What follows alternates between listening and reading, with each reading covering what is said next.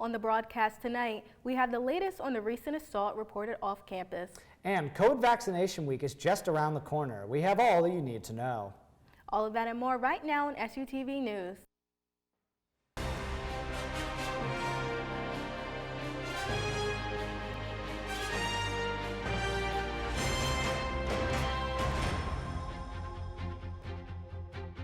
Thanks for joining us on SUTV News. I'm Victoria LaPrince. And I'm Adam Beam. Students and community members are on edge after a string of robberies occurred just off campus over the past few weeks. The three occurrences have happened just days apart from each other. Each victim was walking alone or in a small group when they were stopped by a group of about 5 to 8 men. The group stole wallets, jewelry, phones, even items of clothing, which have led the state police to believe that all three incidents are connected. Speaking of the state police, while the robberies involve Shippensburg students, the location of the crimes fall under the PSP's jurisdiction. However, the administration did release a statement following these assaults. It included a number of safety tips such as be aware of your surroundings, walk in well-lit areas, travel in large groups, and do not take shortcuts through darkly lit areas. As of right now, there are still no suspects in custody. The investigation is ongoing.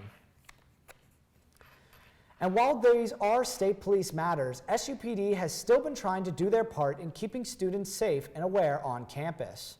In an email sent to students last Wednesday, they looked over the Run, Hide, and Fight initiative. The steps are based on what students should do in the event of a violent attacker on campus.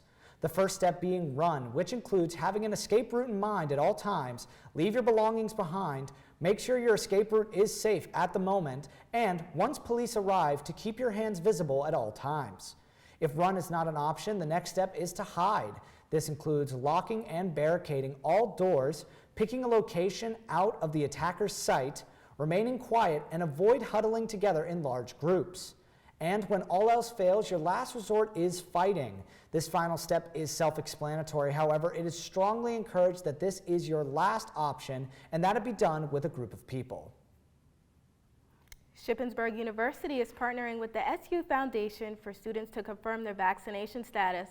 The incentive is meant to recognize fully vaccinated students and encourage students to, quote, take your best shot, and, quote, students who submit their vaccination status by November 12th will be entered into a drawing for prizes including cash scholarships valued up to $5,000. In addition to the incentive, SU is hosting Vaccination Week on campus. The week will host numerous events around campus, including cafes sponsored by the Women's Center, 3vs3 basketball tournament, and Bingo Through the Decades, both sponsored by the Activities Program Board. Throughout the week, vaccination clinics will be held during the week. Check your SHIP email for more information about new testing procedures and more on Vaccination Week. Earlier today, Dr. Zume gave a talk on his latest trip to the East African country of Uganda. Once Uganda got independence, they moved the capital to Kampala. I will talk about Kampala here shortly. This was the 20th year for the university's International Travel Series, sponsored by the Study Abroad program. During his talk, Dr. Zume, a Nigerian native, spoke about his fellowship visit. Along with the experiences he had during his trip to Uganda, he spoke about the geography and climate, showcasing its unique characteristics along with the photographs he took during his time there. After that, he spoke about the various tribes that make up the country, including their languages and different cultures. If anyone would like to learn more about the university's Study Abroad program, you can contact the International Programs Department by emailing internationalprograms@shift.edu or by stopping by their office in Maury Hall, room 247. When we come back in World News, Ethiopia is facing pressures from countries worldwide. We have more right after this. The United Nations say that the world is not doing enough to slow climate change. SUTV's Stefan Gergashanov has this week's World News. The United Nations says the world isn't doing enough fast enough to navigate the climate crisis. The increased droughts, floods, wildfires, and heat waves we've already seen are likely here to stay. The UN Environment Programme's Adaptation Gap report says those issues are impacting low-income countries 5 to 10 times faster than money is flowing into them. The report comes as world leaders meet at the COP26 Climate Summit in Scotland. Wealthy nations have reaffirmed their commitment to contribute $100 billion a year to help poorer nations move away from fossil fuels, but that sum has yet to be reached. The report also found the costs for low-income countries to adapt to climate change will be up to $300 billion per year by 2030 and up to $500 billion by 2050. These countries are seeing the largest impacts from climate change despite contributing less to causing it than wealthy nations. OPEC and his allies are disregarding President Joe Biden's call to produce more oil in his effort to ease soaring energy prices. During a virtual meeting Thursday, the coalition decided to stick to its plan to gradually increase production, saying it will increase output by only 400,000 barrels per day in December. OPEC and its partners are facing calls from the U.S. and other major energy consumers, like Japan and India, to open the taps wider to help bring global prices down. During the climate summit in Scotland Tuesday, Biden blasted Russia and the OPEC nations, saying rising gas prices are a consequence of their refusal to pump more oil. OPEC members produce about 40% of the world's crude oil. U.S. gas prices have surged to a 7-year high of $3.40 a gallon nationally. Prices are nearly $4 a gallon in Nevada, Washington, and Oregon. 4-year-old Cleo Smith is back in her mother's arms. She was seen leaving from their family home for the first time since her rescue. The little girl went missing for 18 days after vanishing from her family's campsite. She was found after police smashed their way into a locked home on Wednesday. A 36-year-old man is in custody and is being questioned by detectives. Governments in Europe, Africa, and the U.S. are calling for all sides in Ethiopia to de-escalate. The year-long conflict in the Tigray region threatens to erupt into full-scale civil war. Reports suggest rebels from the Tigray and Oromo regions are preparing to advance on the capital, Addis Ababa. One rebel group tweeted, "It's in a nearby town and that government forces are defecting." CNN cannot independently confirm either claim. That's it for this week's World News. I'm Stefan Gergishanov. Now back to Victoria and Adam at the desk. When we come back in entertainment, Hairspray is coming to Shippensburg. We have more right after the break. You know, Victoria, now that this Halloween's over, how are we feeling about the weather now? You know I love the fall weather now, but the only problem is that the wind is really getting out of control. Yeah, the wind's really starting to blow. Now let's go over to our Jada Lee, who has this week's weather. After a cold weekend in Ship, it looks like a bit of warm up is on deck for next week. Tonight, the temperature crashes below freezing and into the upper 20s. A few clouds may be around, but for the most part, it will be another clear night. Tomorrow, temperatures rebound in the 50s, but we see plenty of sun, making it feel warmer outside than it is actually for much of the day.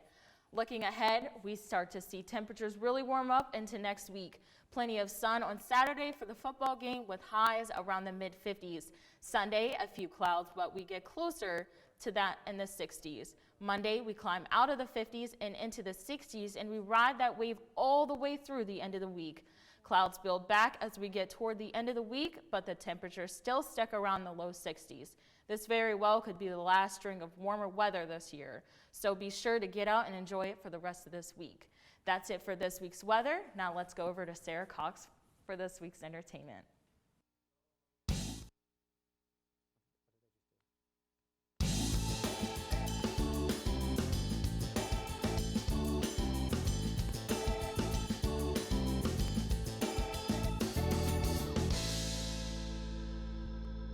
Attention all droids, bounty hunters, and rebels alike, a new Star Wars-based show is coming to Disney+.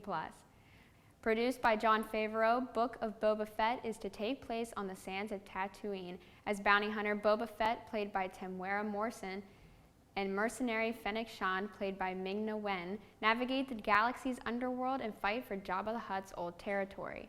This spin-off series is set to start streaming on Disney+ on December 29th of this year. Actor Kal Penn, best known for the Harold and Kumar movies, has revealed he is not only a member of the LGBTQ+ community, but he is also engaged. The 44-year-old actor revealed the news in his new memoir titled You Can't Be Serious, With the new book, Penn discusses discovering his sexual identity during his later years in life, as well as his engagement to his partner of 11 years, Josh. When asked why he didn't come out right away with the news, he had this to say, quote, "When we codified a relationship, I just thought I'd like to be respectful of him the same way that I'm respectful of my parents," end quote. There is no word yet on when the wedding will be, but Penn is happy with the massive amount of support he's received from the community, and we here at SUTV congratulate him on this momentous occasion. Spooky season may have come and gone, but that doesn't mean we can't look back at what celebrities threw together for the Halloween weekend. SUTV's Bailey Casada has more. From comical to scary, real life to fictional, it's safe to say that the celebrity Halloween costumes showed some next level creativity. Doja Cat celebrated her birthday in late October with a costume party dressed as Princess Kida from Disney's Atlantis: The Lost Empire. Lizzo was inspired by the Netflix show Squid Game, performing while dressed up as the doll, and later showed off her hilarious Baby Yoda costume at a Spotify event. She wasn't the only popular artist to perform in costume. Madison Square Garden was transported to Oz with Harry Styles' Dorothy costume from the classic film The Wizard of Oz. A fan favorite costume was Steve Buscemi dressed as his own meme. Buscemi recreated his look from the show 30 Rock, where the meme, "How do you do, fellow kids?" originated. Other memorable looks include Hailey Bieber as Britney Spears, Saweetie as Catwoman, and Cardi B as Morticia Adams. For SUTV Entertainment, I'm Bailey Casada. In April 2022, Hairspray is coming to Shippensburg, presented by MSA. This musical is about Tracy Turnblad, who has a dream to become a dancer on the local teenage TV dance program. And once she develops her fame, she uses it to become an advocate for racial integration on the show, an uphill battle that she has every intention of winning. The director, Rafiq Walker, said this about the upcoming production. Good, but I want to bring live shows back to campus, and in the climate of today, it's so much like separation. I wanted to do something that had integration in it and basically bring music and dance and bring people together from that. Many groups will be coming together on campus, from heritage to elite dance troupe. Everyone will have the opportunity to sing along and join together through the various numbers featured throughout the musical. Auditions take place tonight at 9 p.m. in the Memorial Auditorium. A third round of auditions will also take place next Tuesday and Wednesday from 9 p.m. to 11 p.m. For more information, contact shiphairspray2022@gmail.com or follow Ship Hairspray on Instagram. While Marvel movies have been doing relatively well this year, their newest movie hasn't gotten the best reviews. Eternals is set to release tomorrow, November 5th, but has already been given the lowest score of all the Marvel movies, with a 53%. The movie itself, directed by Chloe Zhao, is about the Eternals, a race of immortal beings with superhuman powers who have secretly lived on Earth for thousands of years. They reunite to battle the evil deviants. The movie has many well-known actors, including Angelina Jolie, Gemma Chan, Richard Madden, and Dan Lee, while David Ehrlich from IndieWire labeled the movie as, quote, "just misfit spandex people fighting bad CG for 3 hours," end quote. Others have made more positive reviews, such as NME, who gave the movie a 4-star appraisal and said, quote, "Eternals is frequently stunning without being caked in production gloss," end quote. With mixed reviews, you can form your own opinion about the movie tomorrow at your local theater. That's it for this week's entertainment. I'm Sarah Cox. Let's send it back over to Adam and Victoria at the desk. When we come back in sports, we take a look at field hockey's push for playoffs this weekend. We have more after this.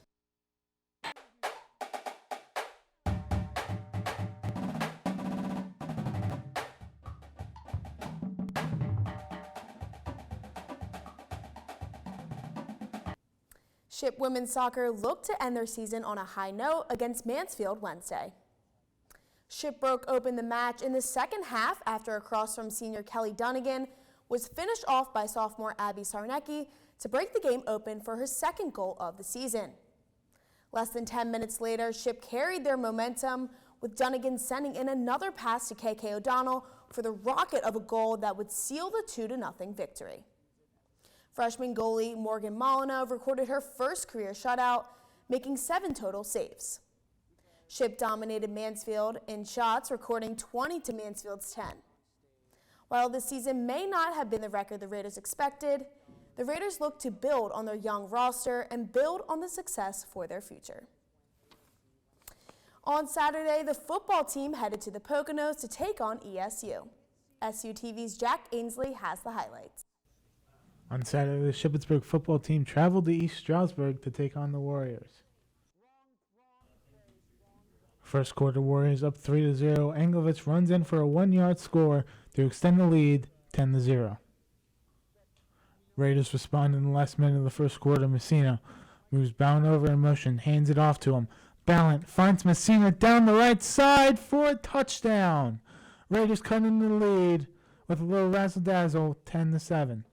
Raiders get the ball early in the second quarter in the red zone. Cleared Dorsey in the Wildcat formation, takes a snap and runs it in himself to the end zone for the touchdown. Raiders get the lead, 14-10. After the Raider touchdown, East Stroudsburg driving down the field. Serlo's pass is intercepted by Mike Brewer, and the Raiders take over in midfield. Final few seconds of the first half, East Stroudsburg attempts a 42-yard field goal that is right down the middle. Warriors extend their lead going into the halftime locker room, 23-14. On to the second half, Raiders trying to cut into the lead. Raiders offense inside the 5-yard line. Messina takes a snap, throws one in the corner, and finds David Ballant for an unbelievable one-handed catch. Let's take a look at this one more time. Ballant with the one-handed catch over the East Stroudsburg defender. And the Raiders aren't done yet. Lead's cut down to 23-21. A few minutes later, Raiders drive down the field. Jackson Montross kicks a 31-yard field goal right down the middle, and the Raiders take the lead 24-23. Last minute of regulation, same score, last chance for the Warriors.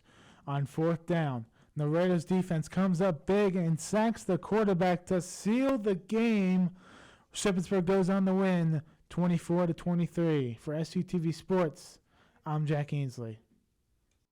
The Raiders return to Seth Grove Stadium on Saturday to face Lock Haven. You can catch all the action right here on SUTV Sports. Kickoff is at 1 o'clock. Wednesday night, the wrestling team returned to the mat for the first time in 2 years.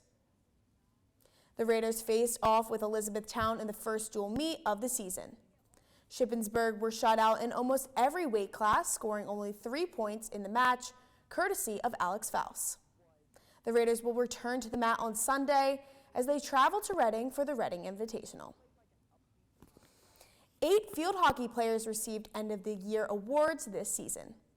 Adrian McGarrigle and Valu Paul were named to the All-Team PSAC third team, while Lindsay Trapoto, Sarah Womer, and Tori Albright were named to the second team.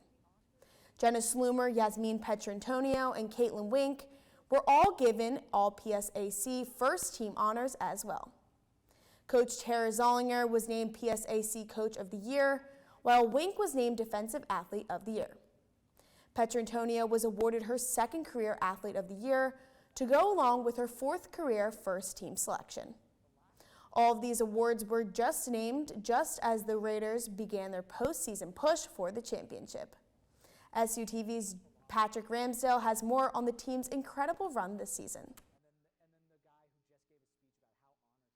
After finishing the regular season undefeated for the first time since 2013, the Raiders set their sights on the PSAC championship. The Raiders' dominant season was capped off by an impressive month of October. Ship outscored their opponents 59-1 and held teams to only 13 shots on goals during the span. Overall, 11 of the 16 regular season games ended in a shutout for Shippensburg. Seniors Yasmin Petrantonio and Jenna Schlemmer combined for 57 of the Raiders' 89 goals this season. Shippensburg is hosting the PSAC Championships this year and will face Millersville at 1 o'clock on Friday in the semifinals. East Stroudsburg will take on Westchester in the other semifinal matchup at 3:30. For SUTV Sports, I'm Patrick Ramsdale. The PSAC Finals will be Sunday at 1 at Robb Sports Complex. That's all for sports this week. I'm Mackenzie Mitchell. Be sure to check out SUTV Overtime on our YouTube for more Ship sports content. Back to Adam and Victoria at the desk. When we come back, Swiss Miss is making something to help keep you warm this winter. And no, it isn't hot chocolate. Stay tuned. The rise of the ugly holiday sweaters continues, and this time a popular winter beverage company is giving it a try. Swiss Miss Hot Cocoa announced the release of a new ugly sweaters. The hook is that the sweaters may be ugly, but they're functional. The hot chocolate company says they will keep you cozy, plus they have a built-in zippered pocket to carry your quote, your favorite Swiss Miss Hot Cocoa flavor. You can grab one now through the end of the year, and they will set you back $45, and the hot cocoa is sold separately. You know, Victoria, I think this is perfect timing because it really goes with that old Christmas saying, it's sweater to give than to receive. But that's it for SUTV News. I'm Adam Beam. And I'm Victoria LaPrince. Don't forget to follow us on Facebook, Twitter, and Instagram at SUTV News, and check out our website, sutvnews.org. We'll see you all next week, but for now, good night.